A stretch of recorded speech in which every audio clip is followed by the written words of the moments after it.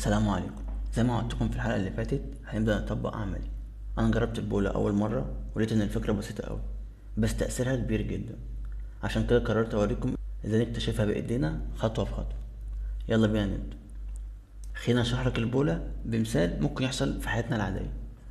تخيل كده إنك بتفتح الأبليكيشن بتاعك بتاع البنك وبتشوف الحساب بتاعك فيه كام.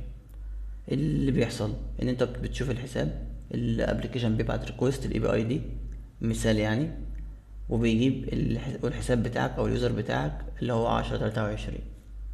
ده رقم حسابك. طب دلوقتي السؤال، لو انا غيرت 10 23 ده خليته 10 24، ده كده حساب حد تاني، فايه المفروض اللي باي ايه؟ ترفض الريكوست.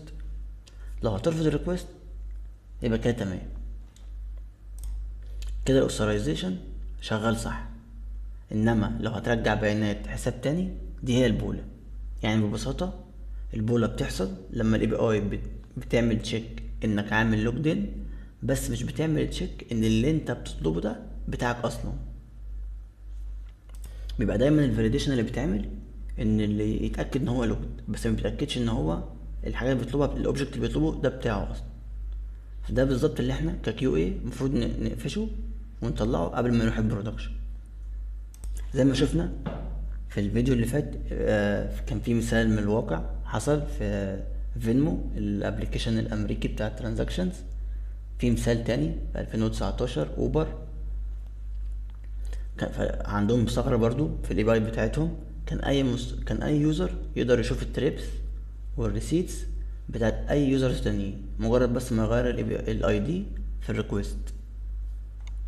دلوقتي هنشتغل على اي بي اي اسمها سي ار اي بي اي، اختصار completely ridiculous API. دي API معتمدة من OWASP، عملوها مخصوص علشان الناس تتعلم عليها. احنا مش هنا مش بنعمل اتاك على، او مش بنعمل exploit ل environment حقيقية. دي environment معمولة ان احنا نتعلم عليها. السيناريو بتاعنا هنا ان ده application الناس معاها عربية، كل يوزر معاه عربية في حسابه، يقدر كل يوزر يشوف العربية بتاعته فين، موقع اللوكيشن بتاعها فين. هنا البولة هنا بقت ايه؟ ان اليوزر ايه يقدر يشوف موقع او مكان عربية مش بتاعته او بتاعت يوزر تاني؟ المفروض لا. خلينا نشوف مع بعض. اول حاجة المفروض تكريت تو اكونتس، يوزر A ويوزر B. انا مكريتهم عشان وقت الفيديو، فهعمل لوجن بيوزر A. هنا جاب لي بيانات العربية بتاعته.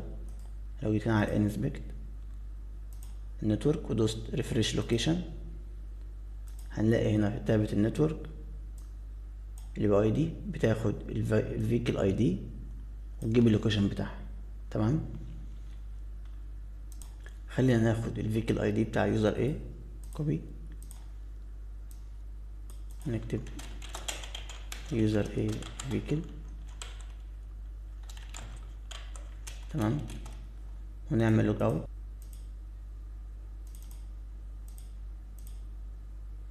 اعمل نفس الطريقة برضو، ريفريش لوكيشن، واجيب الفيكل بتاعت اليوزر التاني.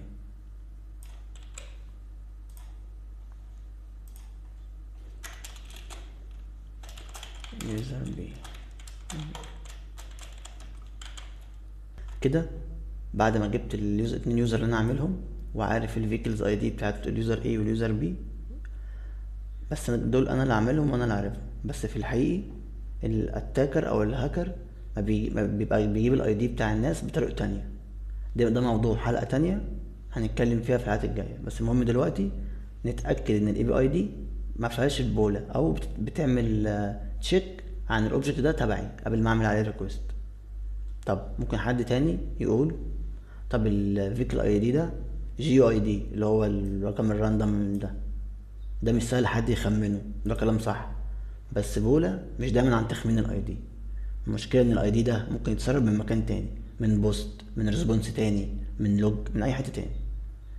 لما الاي دي ده يوصل باي طريقه بقى، المفروض الاي بي اي تتاكد ان هو ما يقدرش يوصل له عن طريق ان هو عامل لوجن وخلاص. دلوقتي هنوصل للجزء اللي بيوضح الثغره بتاعتنا دي. انا هنا هستخدم اي بي اي دوج، ممكن استخدم اي تيستنج تول تانية، اي بي اي تيستنج تول تانية.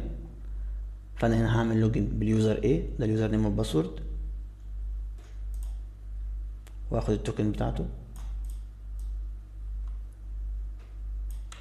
وهاجي على الجيت فيكل بتاعة اللي بتجيب لنا مكان العربية، وهحط التوكن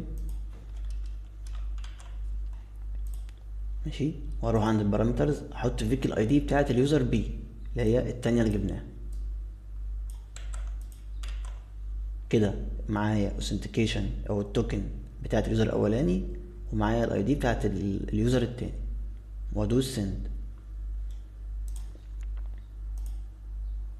كده اللي بقى رجعت 200 ورجعت اللوكيشن بتاع العربية التانية. ده البولة بقى بنفسها، ان دلوقتي الاي بي اي عامل تشيك ان انت عامل لوجن، بس متأكدتش ان العربية دي بتاعتك. دي لحظة بقى اللي هتغير نظرتك للتستنج، ان الاي بي اي متأكدتش ان البيانات انت بتطلبها دي بتاعتك، اتأكدت بس ان انت عامل لوجن وخلاص. البولة في جملة واحدة، الاي بي اي بتتأكد انك لوجد ان، بس مش بتتأكد ان اللي بتطلبه ده بتاعك، وده بيخليها رقم واحد في وثب اي بي اي توب 10.